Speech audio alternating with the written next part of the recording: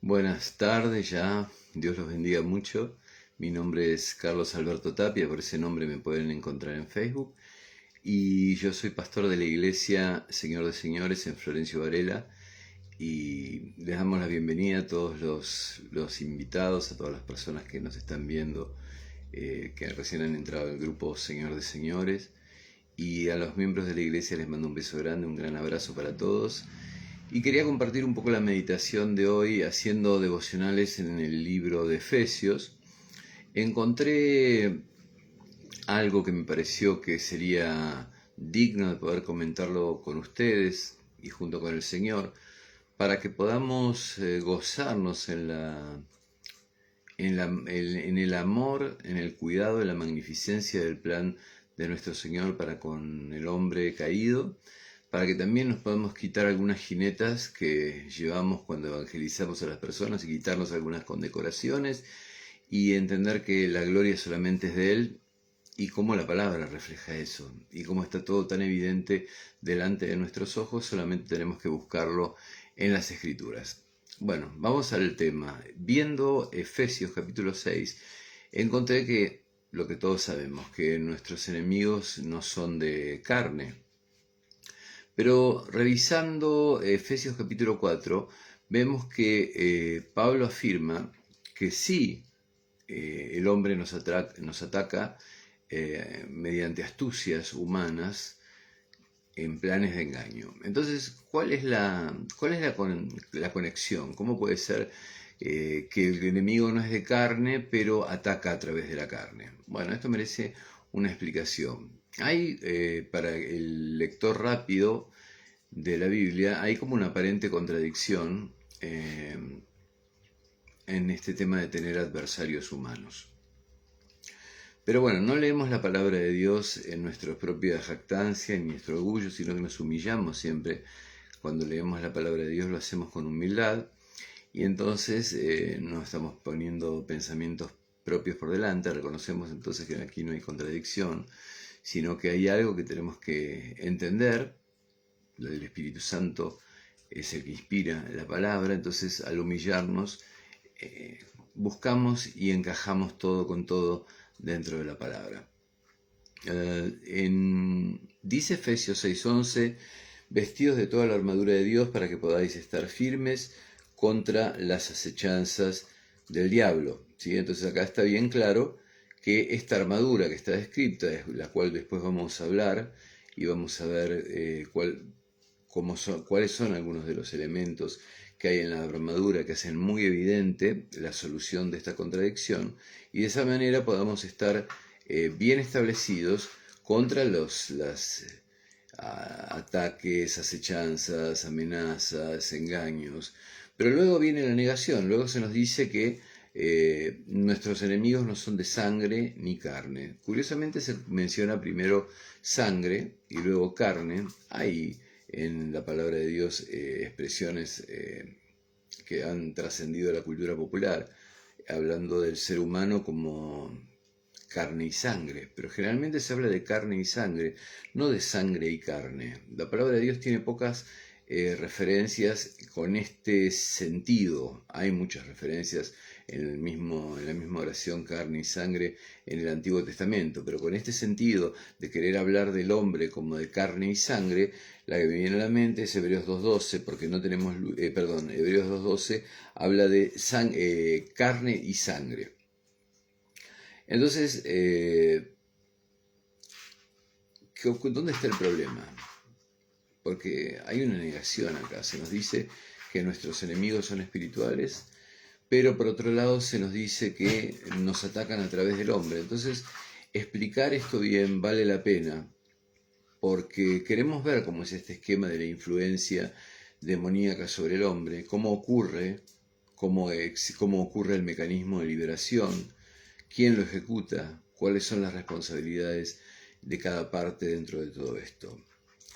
6.12 dice, porque no tenemos lucha, conocido el versículo, contra sangre y carne, sino contra principados, contra potestades, contra los gobernadores de las tinieblas de este siglo, contra huestes espirituales de maldad en las regiones celestes.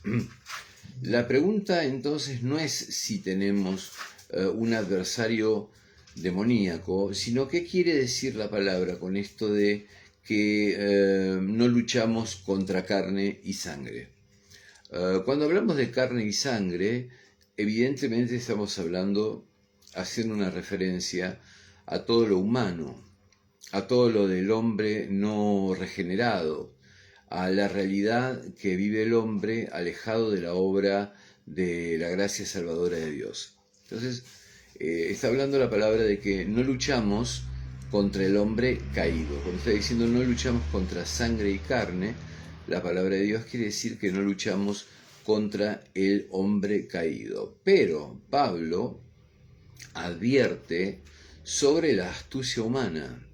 Nos habla acerca de cómo la astucia humana, el hombre, nos batalla. Si vamos a Efesios 4:14, la palabra de Dios dice, para que ya no seamos niños fluctuantes, llevados por doquier de todo viento de doctrina, por estratagemas de hombre que para engañar emplean con astucia las artimañas del error. Entonces, ¿qué es lo que dice Pablo? Hay esquemas demoníacos y hay hombres involucrados en esquemas demoníacos cuya astucia humana se involucra con estos esquemas demoníacos. Eso es lo que está diciendo Pablo. Ahora, por un lado tenemos en Efesios capítulo 6 que nuestra lucha no es contra el hombre caído. Pero por otro lado, Efesios capítulo 4 nos dice que sí nos afecta y es a través del hombre caído que somos afectados por astucias demoníacas. Entonces, ¿qué es lo que verdaderamente pasa en el mundo? ¿Qué es lo que está, cuál es el ámbito, cuál es la relación, digamos, que tenemos nosotros con el mundo cuando estamos caídos? ¿Cuál es la relación que tenemos con el diablo? ¿Y cómo debemos ver estas cosas nosotros, los hijos de Dios, para poder luchar esta batalla en la que estamos involucrados? Entonces no luchamos contra carne y sangre, sino contra planes del diablo, pero nos advierte Pablo, no se deje llevar por la astucia humana dentro de esos esquemas demoníacos. Obviamente Pablo está utilizando un eufemismo, como decíamos antes, inspirado por el Espíritu Santo. Entonces entendemos que la solución de cómo encaja todo esto tiene que estar a través de la palabra. Y vamos a empezar a buscarla en Efesios capítulo 2, versículo 1 al 3. Pablo nos habla de nuestra condición en otro tiempo y dice, Él os dio vida a vosotros cuando estabais muertos en vuestros delitos y pecados, en los cuales anduvisteis en otro tiempo, siguiendo la corriente de este mundo, conforme al príncipe de la potestad del aire, el espíritu que ahora opera en los hijos de desobediencia, entre los cuales también todos nosotros vivimos en otro tiempo, en los deseos de nuestra carne, haciendo la voluntad de la carne y de los pensamientos, y éramos por naturaleza hijos de ira. Entonces, muertos en delitos y pecados en otro tiempo, no ahora.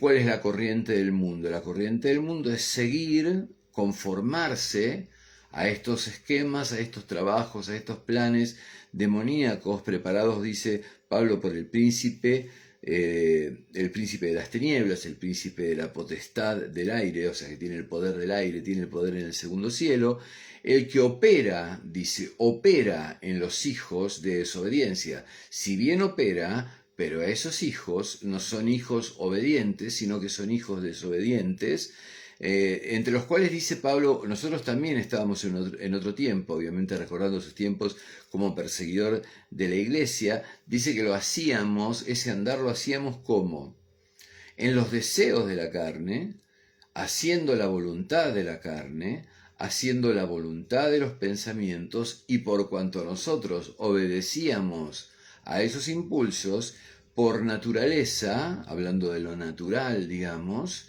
que es esto, éramos hijos de ira, o sea que éramos culpables, íbamos a juicio, lo mismo que los demás.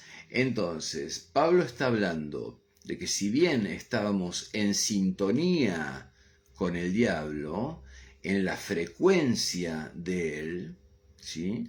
Sintonizados quiere decir acordes con sus planes, acordes con sus pensamientos, ¿sí? Acá no hay algo tan metafísico como que nosotros teníamos una antena que captaba los impulsos del diablo y por tanto éramos como zombies sin responsabilidad, siguiendo las órdenes. No estábamos así en el mundo. Pablo lo dice bien claro.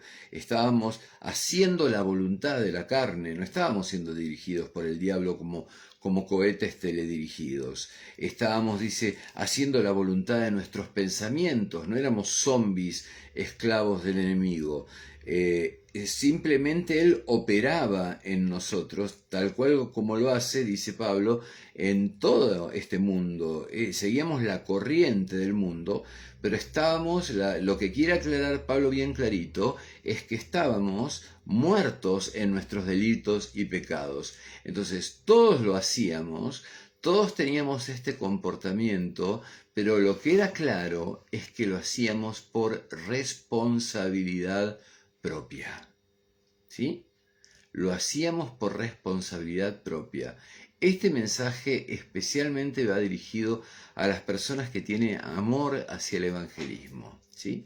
Porque hoy vamos a recordar, si es que no vamos a descubrir, algunos quizás nunca lo vieron en la palabra de Dios, vamos a descubrir y vamos a recordar cuál es nuestra verdadera posición en la evangelización. Doy gracias a Dios porque este día me tocó el timbre Adrián Gallego.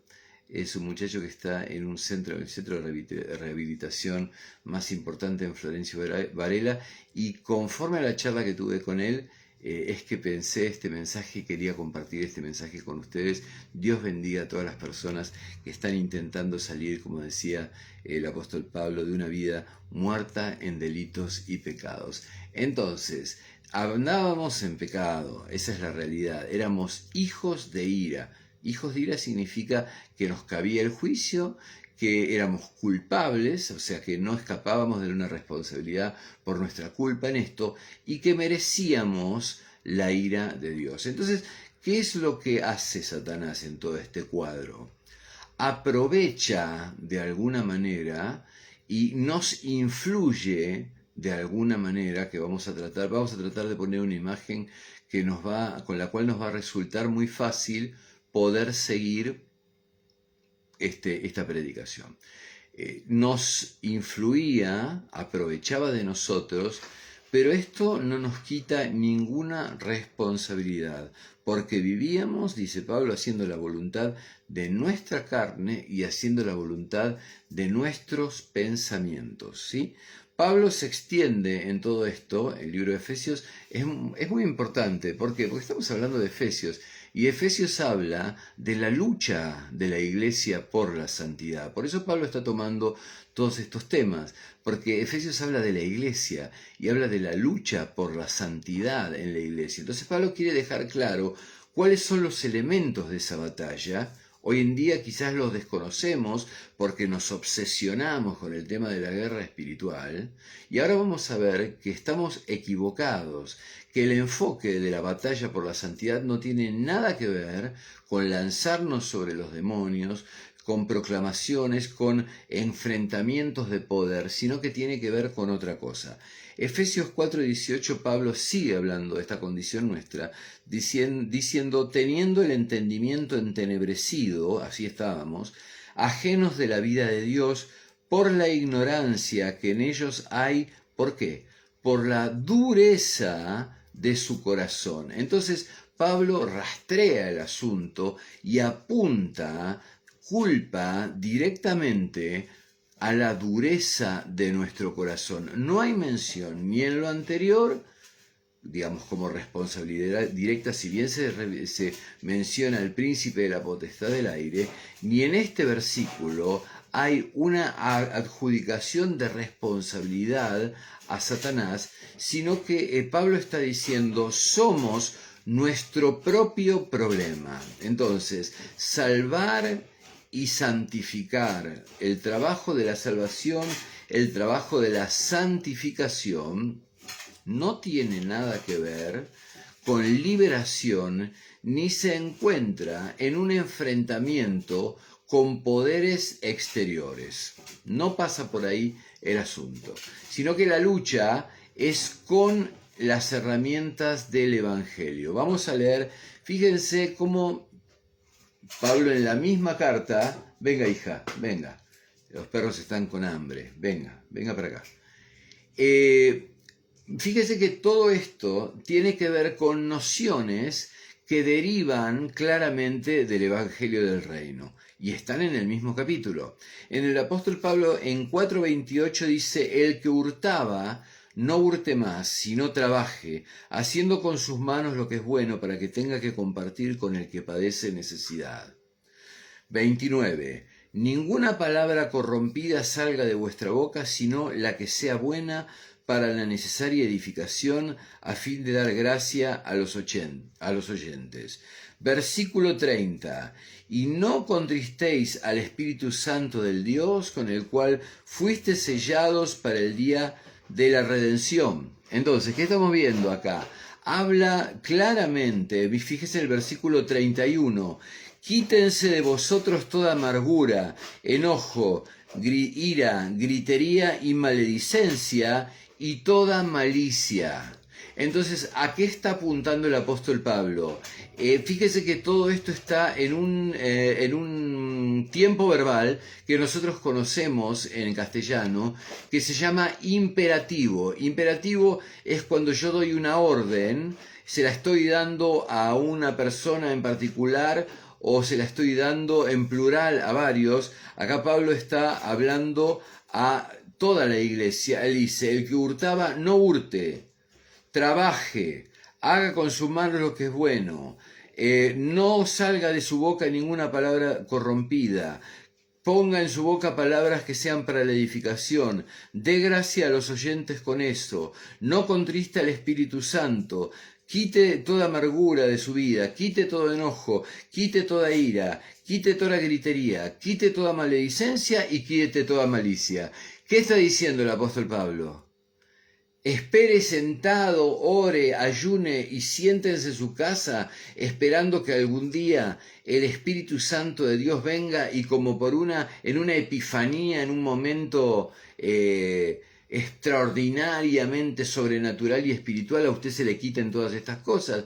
No, el apóstol Pablo está diciendo: hágalo usted. El apóstol Pablo está afirmando el poder de la voluntad en el trabajo de la santificación. Está diciendo: en su voluntad hay poder. Cuando usted está viviendo una vida en el Espíritu, hay poder, y ahora vamos a ver que es el mismo movimiento donde usted imprime voluntad, pero no es usted el que cambia la cosa. Su parte es imprimirle voluntad en muchas formas, sea a través de la oración, sea a través del ayuno, sea a través de la certidumbre de la proclamación en fe de que usted va a conseguir estas cosas porque el Espíritu de Dios en la palabra lo está llamando a este punto de santificación. Entonces, ¿de qué estamos hablando? Del gran desafío de Efesios capítulo 4, versículo 22, muy claro en el libro de Efesios. Dice: en cuanto a la manera pasada de vivir, otra vez el imperativo, despojaos, o sea, despójense del viejo hombre que está viciado conforme a los deseos engañosos, y renovaos, o sea, renuévense en el espíritu de vuestra mente, y vestíos, o sea, vístanse, los que están viendo esta predicación, del nuevo hombre, creado según Dios en la justicia y la santidad de la verdad. ¿Dónde está el diablo en todo esto?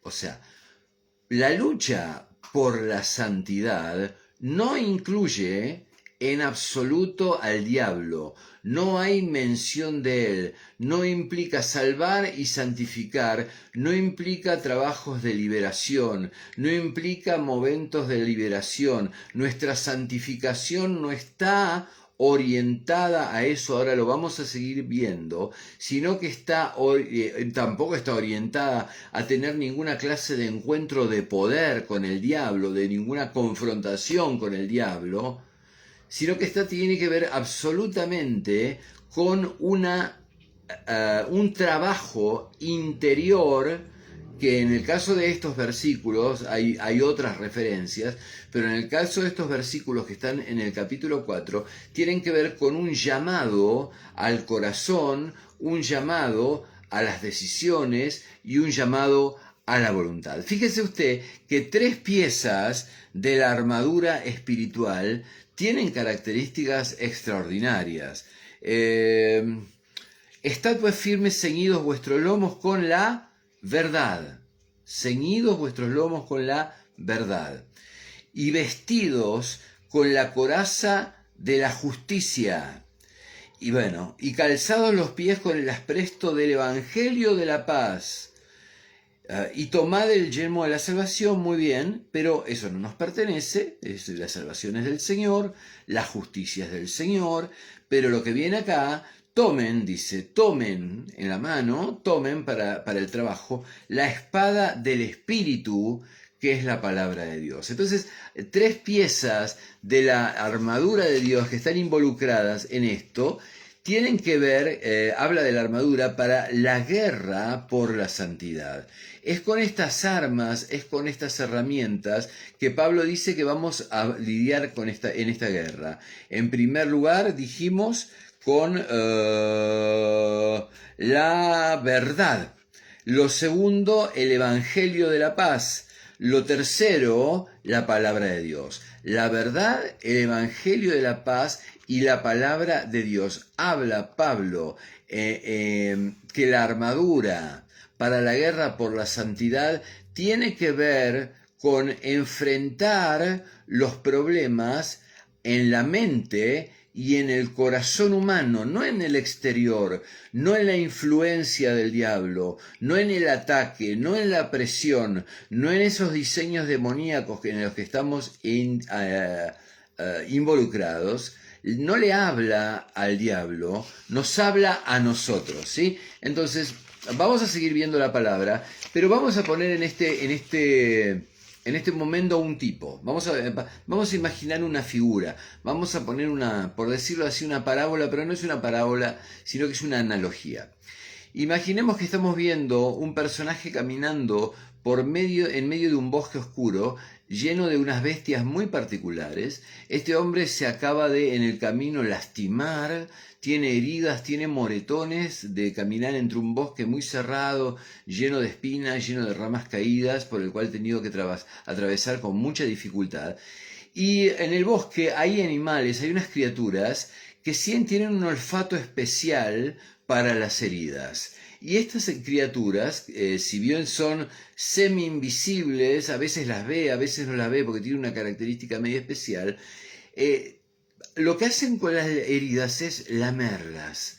Las lamen, les pasan la lengua, disfrutan de la hinchazón, disfrutan del poco de sangre que sale de cada herida e instilan a través de su lengua una especie de veneno que le produce a la persona complacencia, un estado de complacencia y de adormecimiento y de enceguecimiento en relación a que le están lamiendo esas heridas. Al contrario, las heridas ya no le duelen, sino que entran en una cierta complacencia y el dolor que producen esas heridas se transforma en otra cosa. Ahora, cuando los animales ven que la herida se va haciendo cada vez más grave y empieza a sangrar, ese animal se toma de la herida y tiene un dispositivo en las mandíbulas que es como una especie de llave que solamente se puede liberar con una llave que la persona no tiene. Y es más, le voy a decir algo más, como para ir aclarando el final de la prédica. No solo la persona no tiene esa llave para sacarse ese cepo que le puso el animal, clavó los dientes y no se va a ir, sino que esa llave no se encuentra en este mundo natural. Así es la persona que camina en el mundo. Tenga en cuenta esa imagen para el final. Segunda de Corintios nos cuenta cómo Pablo iba peleando esta guerra. Una guerra que sí, detrás de la cual está la influencia, la presión y los esquemas que el diablo, los planes que el diablo va haciendo. Está ese hombre rodeado de esas bestias. Pero la decisión de dónde caminar y cómo caminar sigue siendo su responsabilidad. Eso es lo que el apóstol Pablo trata de señalar.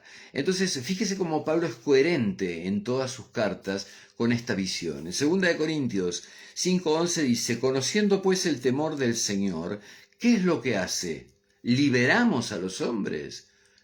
¿Los agarramos a los lanzazos a los demonios? No. Pablo dice, conociendo pues el temor del Señor, persuadimos a los hombres. Este hombre dio la vuelta al mundo, recorrió todo Galacia, llegó hasta España, llegó hasta Roma, con el Evangelio, con la verdad y con la palabra de Dios, las tres cosas que están en la armadura que da Dios, recorrió el planeta persuadiendo a los hombres a arrepentirse de sus obras muertas y a aceptar la gran salvación que estaba ya anunciada en la Torá, en los profetas y en los escritos. Entonces, Pablo no tenía ninguna orientación demoníaca. Ahora usted, claro, del otro lado, la persona que está acostumbrada a esta cosa de liberación va a decir, este tipo está diciendo cualquier cosa,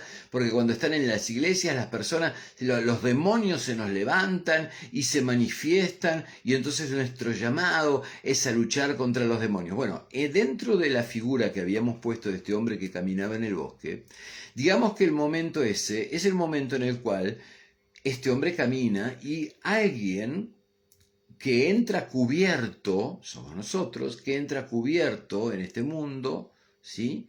Que no pertenece a este sistema engañoso, pero que está en el mundo, que es un extranjero y peregrino, dice la palabra de Dios, que tiene una cobertura, ¿sí? El Salmo dice, como los montes rodean a Jerusalén, así Yahweh rodea a los que le temen y los guarda, ¿sí? Esa persona intenta acercarse a este pobre hombre para mostrarle, no a los perros, sino mostrarle dónde se hizo esas heridas y lo que esas heridas significa. O sea, la raíz del asunto, no los perros, la raíz, lo que está atrayendo a los perros. Uno intenta acercarse para hacerle ver a esa persona que está lastimada, dañada, enferma y que necesita a un salvador. ¿Y qué hacen los perros? Los perros se levantan y lo atacan a uno. Eso es lo que pasa cuando nosotros tenemos manifestaciones demoníacas contrarias.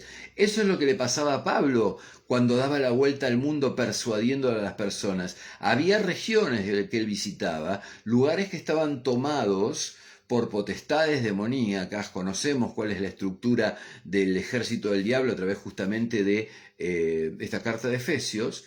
Entonces él estaba, se introducía y era un peligro para esos principados demoníacos, los cuales a veces se enfrentaban personalmente o mandaban potestades que venían de parte de ellos para frenar el trabajo de Pablo, de Silas, de Pedro, de Marcos, de Apolos, de todos los que estaban predicando. Sí, obviamente.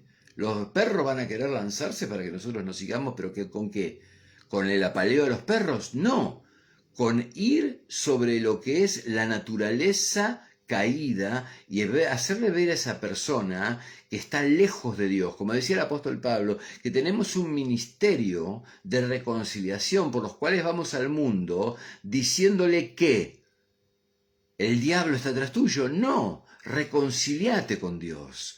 O sea que el problema de la lucha por la santidad tiene que ver con el corazón, tiene que ver con la mente humana, tiene que ver con la voluntad, tiene que ver con las elecciones del hombre, tiene que ver con que el hombre abra la ceguera, abra los ojos de esa ceguera y vea su real condición cuando se le presenta el espejo de la palabra de Dios. Por eso va Pablo con esas herramientas, la verdad, la palabra, ¿sí? El evangelio, la noticia de que hay esperanza. Entonces Pablo iba a las sinagogas y no entraba a las sinagogas para reprender demonios. Esto lo vemos también en el caminar del Señor. No entraban a las sinagogas para reprender demonios. Pablo entraba en Shabbat a las sinagogas para predicar de la Torá. O sea, él agarraba los profetas, los salmos, la Torá, los escritos, para demostrar que el que había sido profetizado durante 4000 años, desde el mismo libro de Génesis capítulo 3 hasta ese momento, era el Mashiach, el Mesías, que había muerto hacía muy poco tiempo, y él venía a hablar de esa realidad. La salvación ya llegó, el reino de los cielos está aquí. No iba a pelear con los demonios.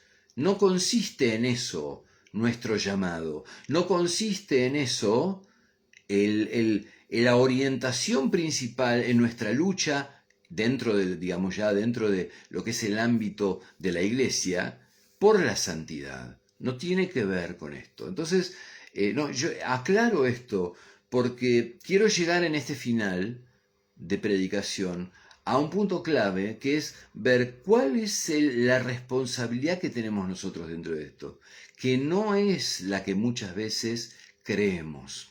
Entonces, él libraba a la gente con el Evangelio, él libraba a la gente con la verdad, él libraba a la gente con la palabra, y oraba en un poder sobrenatural, por un poder sobrenatural, y para que un poder sobrenatural operara sobre Satanás y operara sobre la persona en dos direcciones, sobre los perros y para cerrar las heridas.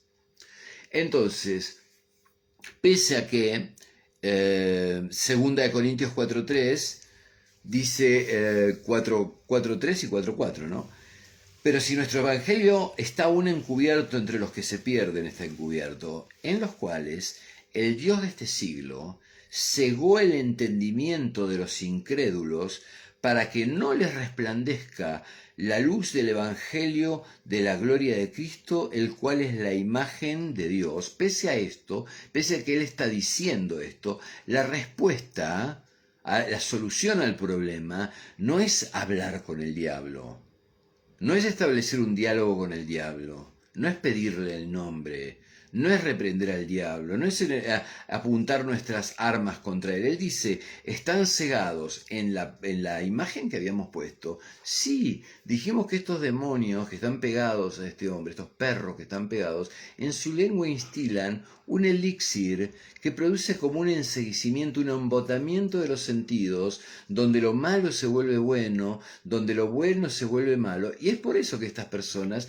les resulta difícil, cuando nos acercamos, reconocer lo que la verdad, lo que el Evangelio y que lo que la palabra de Dios tiene para enseñarles.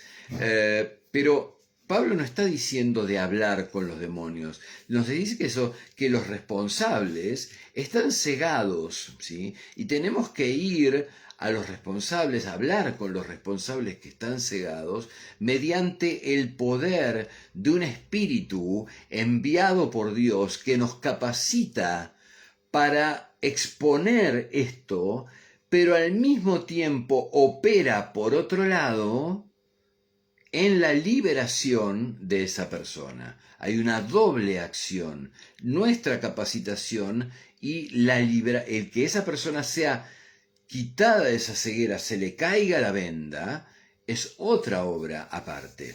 Ahora, segunda de Timoteo, si ustedes lo quieren ver después, 2:24 al 26, habla de lo mismo. Entonces, ¿cuál es la conclusión en este tema?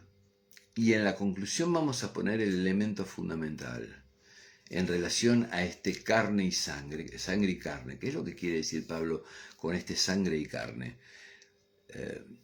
Mire, hay algo más grande antes de la conclusión, más grande, que valida lo que estamos diciendo. Hechos 26, capítulos 17 y 18, Pablo está contando su encuentro con el Señor, ni más ni menos. Y Pablo, mire lo que le dice, que el Señor le encomendó. Hechos 26, 16. Pero levántate y ponte sobre tus pies. Este es un llamado a nosotros. Porque para esto he aparecido a ti, para ponerte por ministro y testigo de las cosas que has visto. Vamos y predicamos el Evangelio, de lo que vimos y de lo que testificamos que nos pasó y hemos visto que ocurre. Y de aquellas en que me apareceré a ti, librándote de tu pueblo y de los gentiles. Y fíjese bien lo que dice, a quien ahora te envío. ¿Para qué? Para que abras sus ojos. Vos, Pablo, abra sus ojos. ¿De qué manera? Ahora lo vamos a ver. Para que se conviertan de las tinieblas a la luz y de la potestad de Satanás a Dios, para que reciban por la fe que es en mí perdón de pecados y herencia entre los santificados. Entonces, vamos por partes. ¿Qué quiere decir entonces en este párrafo Pablo cuando habla de sangre y carne? Nuestros enemigos no son de sangre y carne. Está diciendo que no existe un adversario meramente humano, ¿sí? Que detrás de la sangre, detrás de la carne, detrás de lo humano, Primera de Juan 5:19, por ahí nos dice, sabemos que somos de Dios y el mundo entero está bajo el maligno. Entonces, cuando hay ataque, cuando hay enemigo, ese enemigo no es meramente humano, dice Pablo. Esa es la revelación de Efesios 6, sino que estas personas están movidas, cegadas, y sus astucias vienen porque están incorporadas dentro de planes y esquemas demoníacos. O sea, eso quiere decir, nuestra lucha no es contra sangre y carne. Está diciendo, no hay un enemigo nuestro que sea solamente enemigo humano. No son solamente fuerzas humanas las que están detrás de todo esto. Bueno, perfecto. ¿Y por qué pone sangre y carne después? Cuando usted ve una guerra, ve más sangre que carne. Eso es un espectáculo espantoso de sangre, litros y litros de sangre tiradas en un campo de batalla. Y debajo de la sangre la carne. Pero lo primero que se encuentra una persona que está acostumbrada a ir a la guerra es sangre. Nos llama la atención sobre lo distinta que es esta guerra, que lo primero que, cuando abrimos los ojos en un campo de guerra vemos sangre, y acá la guerra es distinta, porque estamos librando una guerra en un nivel sobrenatural. Vamos a recordar esto y vamos a ir a una aclaración que creo que tiene todo que ver con el mensaje final. Fíjese lo que habla acerca de esta guerra, Pablo, en 2 Corintios 10, versículo 4. Porque las armas de nuestra milicia no son carnales, o sea, no es una guerra de sangre, no es una guerra de carne, eso es lo que Pablo reafirma en Efesios, lo que ya había dicho en la carta a los Corintios, sino poderosas en Dios para la destrucción de fortalezas. ¿Qué fortalezas? ¿Las fortalezas del diablo? No, fortalezas interiores de la persona caída. ¿Por qué? Porque dice, derribando, ¿qué? Ladrillos, derribando demonios, no, derribando argumentos que están acá y toda altivez que tenemos acá cuando nos vienen a hablar del Señor, que se levanta contra el conocimiento de Dios, que impide que esa persona la ciega para que no pueda alcanzar a ver la verdad, y llevando nosotros, una vez que somos libres, una vez que ya nos han librado, llevando cautivo todo pensamiento a la obediencia a Cristo. Antes no lo podíamos hacer, pero después, cuando somos libres, sí, esa persona que lleva cautivo la obediencia a Cristo no somos nosotros, somos la persona que se acaba de librar. ¿Por qué? Porque dice, estando prontos para castigar toda desobediencia cuando vuestra obediencia sea perfecta. O sea, recién cuando sos librado, recién cuando las vendas cayeron, recién cuando el evangelio que presentó el evangelista, la verdad que presentó, el evangelio que presentó en el poder de Dios y la palabra que presentó, son como un espejo que se puso delante de la persona y la reflejó y le hizo ver su verdadera condición y le hizo ver la grandeza del plan de Dios y la grandeza, el amor y la misericordia del plan que Dios tiene para que él alcance la vida eterna. Ese es el papel nuestro, ¿sí? Ese es nuestro papel. Perfecto. Hasta ahí queda claro. Creo que más o menos todos sabemos esto. La novedad de la predicación es justamente que esta batalla por la santidad no es echar a los perros, porque los perros van a estar por todos lados, hay millones de perros. Es sanar las heridas, es ir directamente a hablar de dónde ese hombre se lastimó, por qué, cuál es su condición y cuál es la realidad del que quiere sacarlo de ese bosque para que no se siga lastimando, sanarlo y llevarlo a otra condición. Pero acá se nos olvida algo que creo que es muy importante en esta analogía y en todo lo que hablamos. Bárbaro. La analogía está bárbara. Los pensamientos se entienden, todos los conocemos. Pero ¿cómo se abre la llave que tiene en la mandíbula ese perro que es más poderoso que el resto de los perros, porque ya se fincó en una zona de pecado donde no solamente instila ese veneno que ciega a la persona, sino que la debilita y la convierte en un muerto vivo? Por eso Pablo dice que andábamos como muertos en nuestros delitos y pecados, con varios de esos perros. ¿Cuál es la llave que abre la boca de ese perro? La llave que abre la boca de ese perro es el arrepentimiento. Solamente la persona metiendo la llave cuando le presentamos la verdad, la persona mete la llave, abre la boca y el perro lo suelta, y ahí está en condiciones de aceptar al Señor. Pero lo que siempre nos olvidamos, y quiero que este sea el centro de lo que yo quiero compartirles hoy, lo que siempre olvidamos es preguntarnos, y muchos se lo han preguntado, y hay mucha teología y mucho conocimiento de Dios para el que busque en la teología cristiana esto. ¿Quién da la llave? ¿La llave quién la da? ¿Esa llave la puede fabricar esa persona? ¿La llave la tiene el evangelista, la llave del arrepentimiento? No. Dijimos que hay una doble acción de Dios.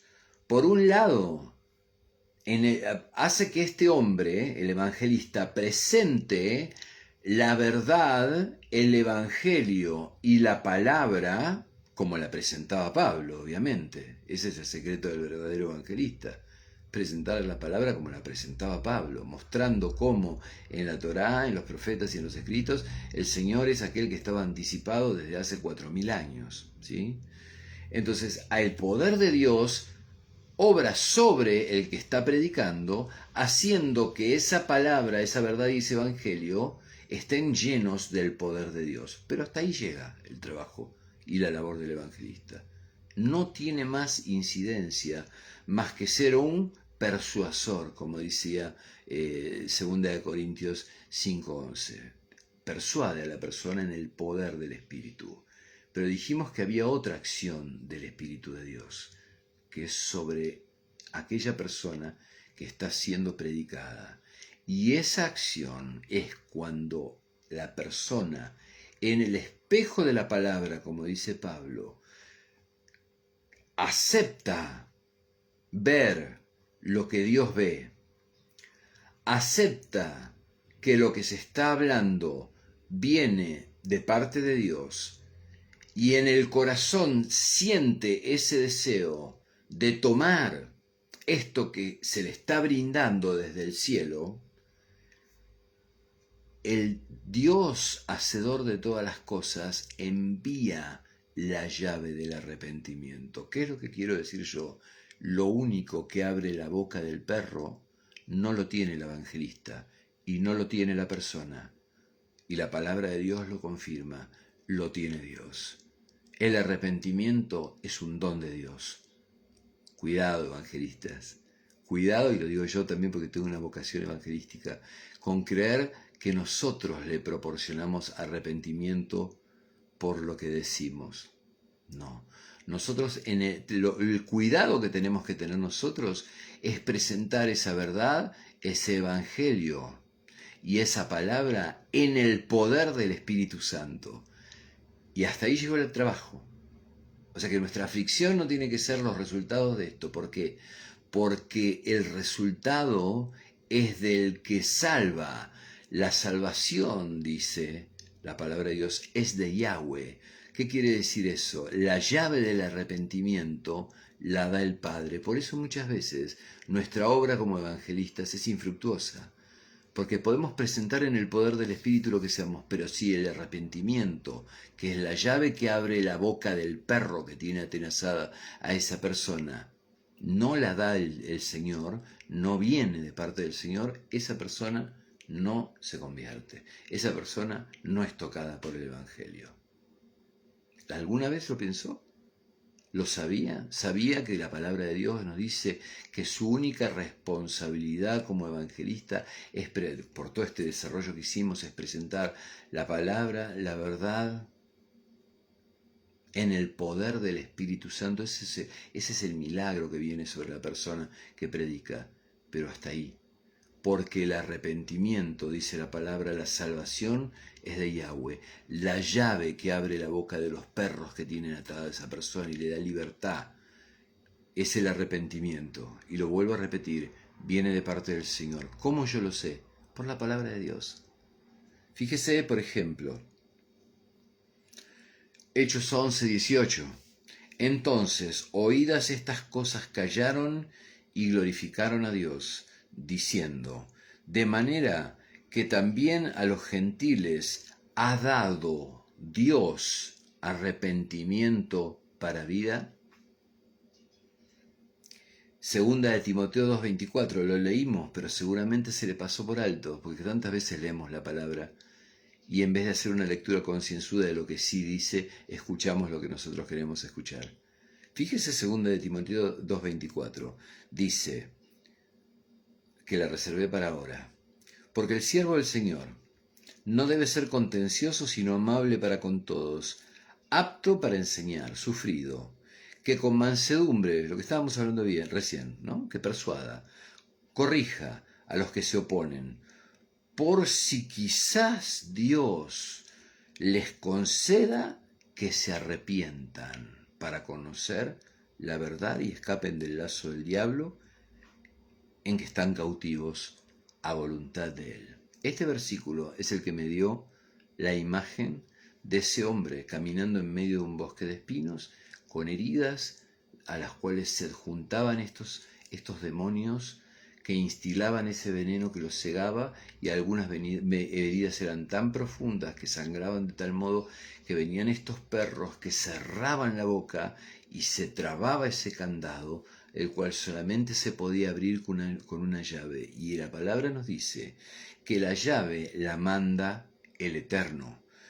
Versículo 25, que con mansedumbre corrija usted a los que se oponen, por si quizá Dios, el que tiene misericordia a quien tiene misericordia, como le dijo a Moisés, les conceda que se arrepientan. O sea que el arrepentimiento viene de Dios, les conceda. Dios les concede el arrepentimiento. Eso es lo que dice la palabra aquí. Lo mismo que en Hechos. Callaron y glorificaron a Dios diciendo, a los gentiles Dios les dio el arrepentimiento. Tremendo, tremendo. Siempre esto tiene que estar en nuestro corazón. El formato que tiene cuando vamos a encarar el trabajo de la salvación que se nos ha encomendado como iglesia, la obra de derramar esa vida inextinguible en otro, el don que tenemos de transmitir una vida que no se termina más, una vida que no se extinguirá más, una vida eterna. Tenemos ese trabajo. ¿Cómo hacemos ese trabajo? Bien claro es Efesios, bien claro lo que leímos de Corintio.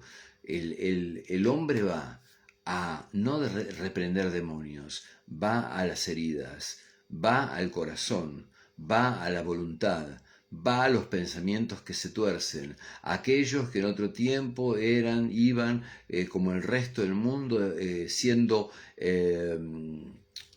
influidos, trastornados, tocados, trastocados, hechizados, hipnotizados por el príncipe de este mundo. Entonces el príncipe de este mundo me importa nada. Yo voy al corazón, voy a la voluntad y sobre todo a la voluntad. El imperativo de Pablo, levántate, transformá, renovate. Entonces vamos con ese espejo para que la persona se vea, el espejo de la palabra, el espejo del evangelio y de la verdad, corrigiéndolo, persuadiéndolo. Ese es nuestro trabajo. Pero el arrepentimiento es una obra de Dios. Y cuando esa persona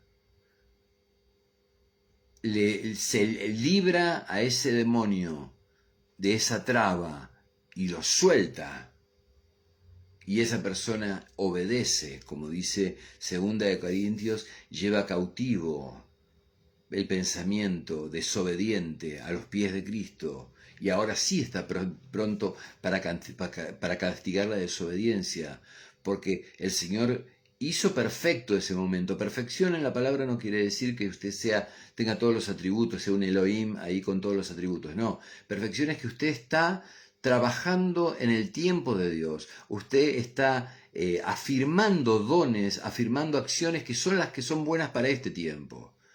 Entonces cuando Pablo habla de tener los dones más perfectos, está diciendo, bueno, fíjese cuáles son los dones que a usted más le sirven en este tiempo. Es el discernimiento de espíritu, es un espíritu de sabiduría, es que Dios le abra iluminación de la palabra, revelación de la palabra más que en otro momento.